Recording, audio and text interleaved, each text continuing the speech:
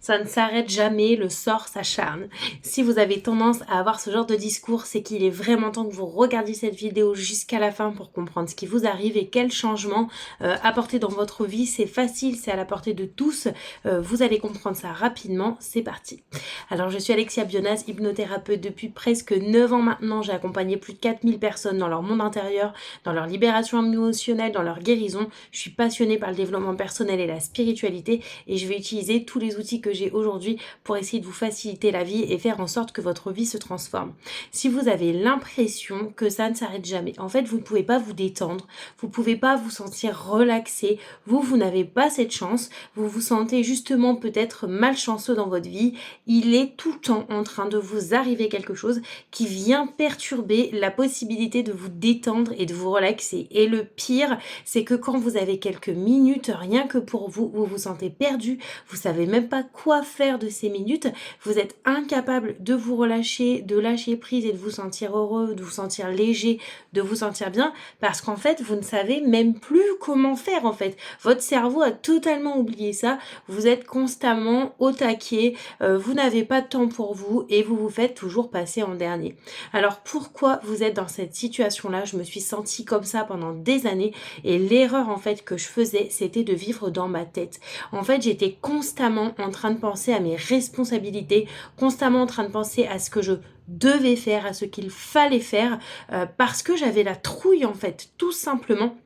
J'ai été terrifiée à l'intérieur de moi. J'ai vécu de nombreux chocs émotionnels, des décès très douloureux. J'ai perdu mon père à 13 ans, j'ai perdu mon grand-père, ma grand-mère, ma maison a brûlé, j'ai été harcelée. Enfin, j'ai vécu des trucs de fou avant 16 ans. C'est vraiment un truc de dingue. Et forcément, à un moment donné, j'avais tellement morflé que mon cerveau fonctionnait plus correctement. J'en avais oublié que c'était possible de faire confiance à la vie. J'avais peur tout le temps.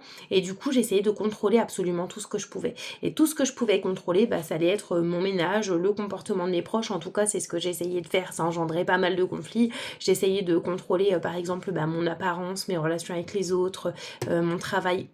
Tout ce que je pouvais contrôler, je le contrôlais parce que j'avais peur. J'étais terrifiée à l'idée de souffrir à nouveau et de revivre des choses, alors que finalement, j'étais sereine, j'étais insouciante. Et là, la vie, elle m'est tombée dessus. Elle m'a dit, non, toi, tu y as pas le droit. J'avais vraiment cette sensation que le sort s'acharnait contre moi, que moi, je méritais pas d'être heureuse, je méritais pas d'être détendue, je méritais pas d'être insouciante, je méritais pas d'être calme, que moi, je devais avoir un problème, un truc qui faisait que j'avais pas la chance d'être épanouie. Donc à ce stade-là, moi personnellement, j'ai fait de l'hypnose parce que j'ai décidé de devenir hypnothérapeute. Donc on s'entraînait les uns sur les autres. J'ai commencé à comprendre qu'il y avait des choses en moi que je ne soupçonnais pas, des blessures et des douleurs que j'avais bien refoulées, qui pourtant aux yeux des autres semblaient évidentes, mais moi à mes yeux, c'était comme ça quoi, c'était ma vie, c'était moi je suis nulle, moi la vie elle m'aime pas, moi je suis pas quelqu'un qui a de la chance, mais j'ai de l'assurance, je vais toujours de l'avant, je suis persévérante, donc je m'en sortirai coûte que coûte, je m'en sortirai. Et en fait, je ne savais même pas qu'il y avait des choses à l'intérieur de moi qui étaient méga douloureuses. La première prise de conscience, ça a été que j'avais pas fait le deuil de mon père. La seconde, c'est que mon père biologique qui avait quitté ma mère quand elle était enceinte, qui m'a abandonnée entre guillemets, du coup ça c'était quelque chose qui m'avait toujours torturée aussi, et c'était ça qui faisait que je me sentais toujours différente des autres, inférieure aux autres, etc., et qui faisait que je me voyais un peu comme Calimero en fait, mais j'étais dans une illusion. Donc en fait aujourd'hui, vous vivez dans cette illusion, vous vous racontez une histoire intérieure à laquelle vous croyez parce qu'elle est justifiée quand même en quelque sorte, c'est-à-dire qu'il y a eu des expériences qui sont venues renforcer des choses que vous pensez de vous aujourd'hui. Mais comme vous le savez, en loi d'attraction, en spiritualité, vous attirez à vous ce que vous vibrez, vous attirez ce que vous êtes à un niveau vibratoire. Donc ça ne veut pas dire que si vous attirez du mauvais, si vous attirez des problèmes, si vous attirez des galères ou des mauvaises personnes, ça ne veut pas dire que vous êtes un problème ou vous êtes une mauvaise personne. Non, ça veut dire que l'émotion qui va être générée par l'événement ou la personne, c'est une émotion qui vibrait déjà à l'intérieur de vous. Donc si par exemple vous rencontrez quelqu'un qui vous fait culpabiliser, vous aviez en fait déjà de la culpabilité à l'intérieur de vous et la personne vient vous montrer qu'il y a cette culpabilité en vous, qu'il y a ce sentiment d'être nul, ce sentiment d'être rien. Et en fait, l'objectif de la vie, c'est de vous permettre de vous en rendre compte. Mais si vous persistez à être dans un mindset de victime, si vous persistez rester à penser que vous n'avez pas de chance, que vous n'avez pas de contrôle là-dessus, que ça n'est pas de votre faute, que c'est la faute du monde extérieur ou des autres, vous allez continuer en fait d'attirer ça, parce qu'en fait, vous comprenez pas la leçon. Donc si vous en avez marre que ça vous arrive, sachez que la seule chose à faire, c'est simplement de changer intérieurement. Arrêtez de vouloir contrôler dehors, arrêtez de vouloir contrôler les autres ou le monde extérieur. Contrôlez votre monde intérieur. Apprenez à redevenir le chef, le boss à l'intérieur de vous, à reprendre le contrôle de vos pensées, de votre mental et de vos émotions. À partir du moment où j'ai commencé à faire ça, ma vie s'est transformée. C'est-à-dire que le monde extérieur a changé. Il n'y a pas que moi qui me sentais mieux, plus légère, plus sereine, parce que à partir du moment où vous allez dans votre inconscient, alors je refais vite fait un petit topo là-dessus, le conscient c'est le vous du moment présent, l'inconscient c'est le vous du passé. Donc le vous du passé c'est de votre naissance à il y a une seconde en arrière. Le vous du passé c'est la mémoire émotionnelle, la mémoire en images, la mémoire en son, vos automatismes, vos apprentissages, vos mécanismes. L'inconscient est vraiment immense, fabuleux, fantastique et c'est aussi votre imagination. Donc dans l'inconscient, quand vous poussez la porte de votre inconscient et que vous vous rendez compte qu'il y a 90% de vous que vous ne connaissez pas, parce qu'il y a des ressources aussi, il y a aussi plein de belles choses, le monde entier se trouve à l'intérieur de l'inconscient, eh bien, à partir du moment où vous poussez cette porte, vous apprenez à vous connaître et à vous rencontrer. Là, vous commencez vraiment à apprendre, à comprendre comment vous fonctionnez. Et vous comprenez pourquoi c'était aussi difficile de changer avant. Parce que quand vous essayez de changer 10%, alors qu'en fait, sur 100%, la solution, elle se trouve dans l'inconscient, forcément, ça devient beaucoup plus compliqué. Mais néanmoins, si vous ne voulez pas vous faire accompagner par un hypnothérapeute, par quelqu'un qui fait de la libération émotionnelle ou autre, sachez qu'il y a quand même des possibilités. Bien sûr, je vais vous raconter ça avant la fin de la vidéo. Donc à partir du moment où vous poussez ces portes-là et que vous commencez à aller trifouiller dans vos émotions qui n'étaient pas digérées, vos chocs émotionnels, vos douleurs et vos blessures, vous prenez conscience que vous avez un immense pouvoir d'auto-guérison. Dans ce pouvoir d'auto-guérison, en fait tout simplement vous allez libérer l'émotion et naturellement vous allez vous transformer. Vous n'avez rien d'autre à faire que libérer l'émotion qui est la source, la cause du problème. Il y en a peut-être plusieurs, c'est le job d'un thérapeute de faire ça ou en tout cas de vous former et de vous enseigner à ça. Mais peu importe, une fois que vous libérez l'émotion, vous libérez la douleur, naturellement votre comportement change. Donc si aujourd'hui vous vous sentez débordé, vous n'avez pas de temps pour vous, vous avez l'impression qu'il y a toujours des problèmes, vous retombez dans les mêmes schémas, ça veut dire que vous êtes en fait tout le temps en train de penser de la même manière. Vous n'évoluez pas, vous ne changez pas, ou en tout cas pas assez à votre goût, pas assez par rapport à vos aspirations et par rapport à la vie que vous voulez. Et du coup, ce qui est important, c'est simplement de persévérer dans cette voie, c'est de continuer à avoir cette volonté de transformation, cette intention à changer votre vie. Franchement, si moi je l'ai fait, vous pouvez le faire, je vous assure qu'il n'y a rien de compliqué là-dedans. Ça peut paraître compliqué quand on ne sait pas comment faire ou quand on ne connaît pas, mais à partir du moment où on commence à faire un pas, à lire des livres ou à se tourner vers les bonnes personnes qui sont capables de nous aider, en fait ça fuse, ça file, c'est fluide, c'est facile, c'est pas obligé d'être difficile, c'est pas obligé d'être compliqué, ça ce sont des croyances qui vous limitent et vous attirez à vous des expériences qui vous limitent. Si déjà vous avez attiré à vous cette vidéo, c'est plutôt bon signe, ça c'est plutôt positif. Donc essayez de penser que ça peut être facile, que vous avez le droit vous aussi d'avoir la vie que vous voulez, que vous méritez, que c'est possible. Autorisez-vous à croire en vous et à commencer à penser que peut-être il y a des émotions qui sont inconscientes et qui jouent un rôle fondamental dans la vie que vous avez, avec cette impression que le sort s'acharne, que vous êtes malchanceux. Donc déjà, arrêtez d'avoir ce genre de pensée. Plus vous allez continuer à avoir ce genre de pensée, plus ça va vous arriver. Vous ne devez pas quitter cette vidéo et vous dire de toute façon j'y arriverai jamais. Non, ok, je sais peut-être pas encore comment je vais y arriver, mais je dois commencer à penser que c'est possible pour moi de trouver la paix intérieure, la sérénité, la confiance en moi, d'avoir une vie douce et calme. C'est possible que ce soit facile. Donc forcément, si vous avez été habitué à avoir tout le temps des galères, ça peut faire peur en fait, de vous retrouver dans une vie qui est douce et calme, où il se passe pas grand chose à part de beaux événements, parce que votre cerveau, lui, limite, ça le rassure d'avoir peur, quoi. Il se dit, moi, tant que j'ai peur, en fait, j'ai l'impression que je contrôle les choses, que je surveille la vie. Non, c'est une illusion, vous savez, s'il doit vous arriver un malheur, dans un mois, eh bien, soit vous êtes heureux pendant un mois et vous vivez le malheur, soit vous êtes inquiet pendant un mois et vous vivez le malheur. Ça sert à rien, ça vous évitera rien du tout. Qui plus est, plus vous êtes serein, plus vous êtes en paix, plus vous êtes dans la confiance, plus vous attirez en vous la paix, la sérénité et la confiance. Qu'est-ce que vous voulez faire d'autre? Apprenez à vous sentir bien. Alors, maintenant, je vais vous donner des conseils plus concrets. Comment vous pouvez amorcer ces transformations dans votre vie. D'abord, si vraiment vous vous reconnaissez dans cette vidéo, si vous êtes encore là, c'est que vous vous reconnaissez dans cette vidéo, il y a de grandes chances que vous ne preniez pas de temps pour vous. Je ne vous parle pas d'aller chez le coiffeur, d'aller vous faire mettre des faux ongles ou d'aller vous faire masser ou des choses comme ça. Non, non. Du vrai temps où vous êtes avec vous. Du temps où votre attention, elle est tournée sur vous-même, là, ici, dans votre corps, dans le moment présent.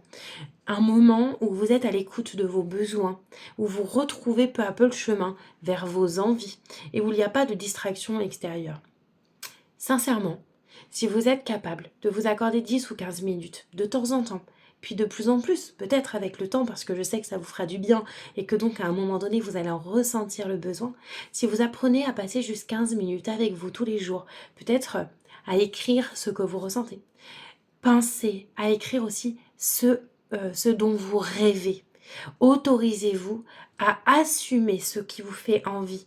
Autorisez-vous à assumer de vouloir être heureux, de vouloir aller mieux, de vouloir être calme, d'en avoir marre d'être stressé, de ruminer ou du jugement des autres, que vous voulez avoir quelqu'un de bien. Tournez tout ça en positif parce que c'est bien de vider son sac, mais c'est bien aussi de se concentrer sur ce qu'on veut, sur le résultat qu'on veut obtenir parce que sinon, en fait, on reste focalisé sur le problème, on reste focalisé sur ce qui va pas, on alimente les pensées qui ne vont pas et on continue d'attirer à nous ce qui va pas. Nous, on veut que vous attiriez à vous ce qui vous plaît, ce qui vous fait envie, le résultat que vous voulez obtenir. Donc, par exemple, vous pouvez prendre 15 minutes pour écrire, ou 15 minutes pour lire, ou 15 minutes pour méditer. Il y a des milliers de séances d'hypnose et de méditation sur YouTube, sur les réseaux sociaux de manière générale. Trouvez une voix qui vous plaît, trouvez quelqu'un que vous appréciez, et puis continuez de les écouter. Vous pouvez les écouter plusieurs fois. Le pire truc qui peut vous arriver en écoutant une séance d'hypnose, c'est que ça marche pas. C'est que ça marche pas. Et puis, si ça marche pas tout de suite, imaginons que vous soyez pas aussi détendu que vous l'auriez espéré. Eh bien, persévérez. Continuez. Votre cerveau, il a besoin de temps pour lâcher prise. Il a besoin de temps pour apprendre que il peut se sentir en sécurité maintenant dans le présent. Parce qu'il a plus l'habitude. Prenez vraiment du temps pour vous. Et quand vous avez des choses à faire, si votre cœur il dit non, mais que vous dites oui, vous êtes en train de vous nier, vous êtes en train de vous abandonner et vous devez apprendre à vous choisir. Vous devez apprendre que vous comptez et que vous êtes importante. Vous devez apprendre aussi à lâcher les peurs de ne pas être aimé, peur d'être rejeté, peur d'être abandonné. Souvent, c'est ça qui fait qu'on est trop gentil, qu'on a tendance à dire oui, etc. Donc, apprenez à vous respecter. Traitez-vous comme vous voulez que les autres vous traitent, parce que sinon, vous allez continuer d'attirer des gens qui vont vous manquer de respect, vous rabaisser, etc. Si vous voulez qu'on vous traite correctement, apportez-vous déjà ce traitement.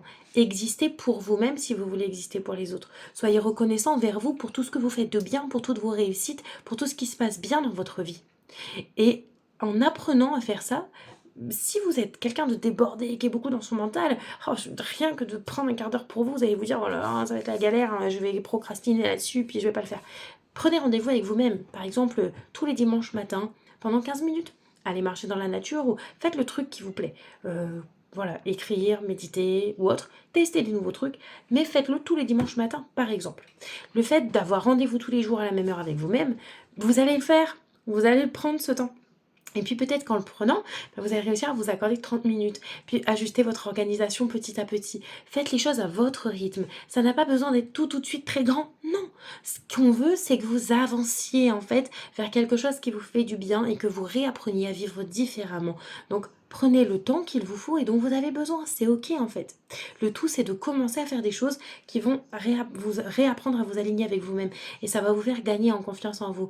Ah, je me suis écoutée, j'ai pris rendez-vous avec moi et j'ai honoré ce rendez-vous avec moi-même. J'en suis capable. Rendez-vous compte que vous en êtes capable. Déjà, si vous avez regardé cette vidéo pendant un quart d'heure, vous vous l'êtes accordé ce quart d'heure pour vous-même, où ça vous renvoie à vous, à vos pensées, où vous êtes en train d'absorber du positif, du bon, de l'espoir, de la possibilité de changement. Tout ça, ça pénètre dans votre inconscient. Donc, réapprenez à prendre du temps pour vous et réapprenez à dire non. Commencez à dire non sur des choses qui sont faciles pour vous rendre compte que quand vous dites non, il se passe rien de grave.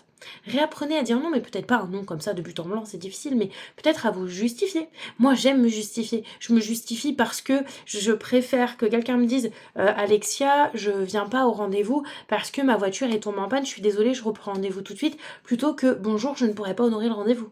Ce que moi je vais ressentir émotionnellement va être différent. Donc je le fais pour les autres, j'aime me justifier pour éviter que la personne elle se fasse des films. C'est une façon pour moi de la préserver, je sais que la plupart des gens sont comme ça. Donc justifiez-vous par exemple, expliquez que en ce moment ça va pas ou que vous avez besoin d'aide. Apprenez à vous dire déjà vous-même de quoi ai-je besoin. De quoi est-ce que vous avez envie. Et imaginez un petit peu, là si tous vos problèmes avaient disparu, si la vie elle était de votre côté, que tout tournait toujours en votre faveur, là maintenant, vous feriez quoi? Qu'est-ce que vous vous autoriseriez à ressentir?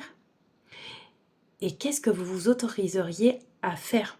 Est-ce que c'est une sieste? Est-ce que c'est méditer? Est-ce que c'est partir quelque part où ça vous ferait plaisir? Aller voir quelqu'un? Vous feriez quoi? Dites-moi en commentaire si tous vos problèmes avaient disparu, si vous vous sentiez bien, que la vie était toujours de votre côté, que vous êtes sûr de prendre la bonne décision, que tout était réglé, que tout votre ménage il est fait, tous les problèmes sont résolus, toutes les obligations sont cochées, ça y est, il n'y a plus rien à faire, tout roule. Vous feriez quoi là maintenant et comment est-ce que vous vous sentiriez? Et cette chose, s'il vous plaît, autorisez-vous à la faire. Autorisez-vous. Parce que vous devez sortir de l'illusion qui vous fait peur, qui vous fait anticiper des choses terribles, horribles, ou qui vous donne l'impression que vous avez besoin de contrôler. Donc, étape 1, prenez du temps pour vous. Étape 2, apprenez à dire non. Et étape 3, autorisez-vous à penser que tout est ok, que tout va bien, que la vie elle est de votre côté et que tout tourne toujours en votre faveur. Réutilisez ce mantra, notez-le quelque part pour revenir dans un état de paix, de calme. Et déjà ça va amorcer vos premiers changements. Et surtout, persévérez. Persévérez. J'espère que cette vidéo vous aura aidé. N'hésitez pas à me laisser un commentaire, un like ou quelque chose, à vous abonner à ma chaîne si ça vous a plu. Vous pouvez me suivre sur TikTok, sur Facebook, sur Instagram. Je donne aussi des formations pour les personnes sensibles et hypersensibles où je vous apprends à libérer vos émotions dans votre inconscient, l'auto-hypnose, etc. Donc n'hésitez pas à me contacter. Et avec tout mon amour, je vous souhaite de prendre soin de vous. Au revoir.